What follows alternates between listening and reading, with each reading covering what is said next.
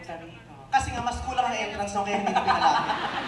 Yung iba nasa labas, walang pambayad, sinabi, sige, dyan lang kayo, makibalita na lang kayo pagtapos. Aabisuhan sila pagtapos na kasi kukwento ang mga pangyayari.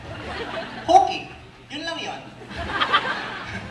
Ang init, putang ina, parang astronaut dito. Kasi naman, alam mo naman maraming tao, tapos tingnan mo naman yung suit mo. Sino ba naman ang hindi maiinita sa Hindi ko naman na-expect na ganito karami ang tao dahil napunta na tayo dito sa The Venue. This year alone, nakatatlong beses kami ni Anton, kaya hindi ko na na-expect na ang dami pa rin tao. And my gosh, I'm really so surprised. Thank you, maraming salamat talaga. Yan, everyone who watched the shows before, Yeah, went back. February, tapos tayo dalawa ng February, tapos I came back nung July yata with Chocolate. Tapos you came back with, of course. Oo, with a different casting. Yes, Tapos ikaw. pinagsama ulit tayo. Maraming salamat po talaga sa patuloy niyong pagtangkilik sa aming dalawa ni At Max. lagi nyo nire-request na bumalik kami ni Anton. Nakala niyo naman natutuwa kami, hindi naman kami magkasundo.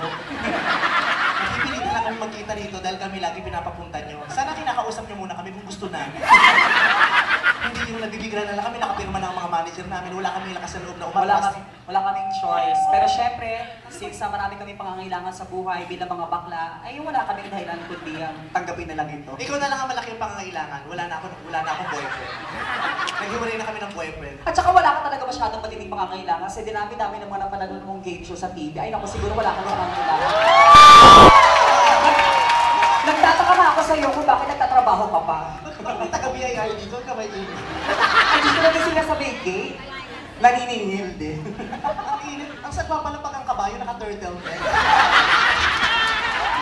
Parang hindi ka masyado komportable. Parang nagkakaiba. Dapat naka-horse neck ako, pero turtleneck. Ngayon lang ako nakakita ng kabayong giniginaw.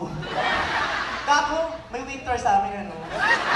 Kanina ba si Kipto talagang turtleneck ko kapit sa leeg ko, eh ang daming tao, nagkagulo, ayan, lumuwag na, mamaya plunging neckline na yan.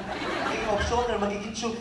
Pero in fairness, you don't look like a horse when you're dressed up like that. You remind me of like models, you know, like, of course, Miss Beautiful Bitian. Nakakaano, diba?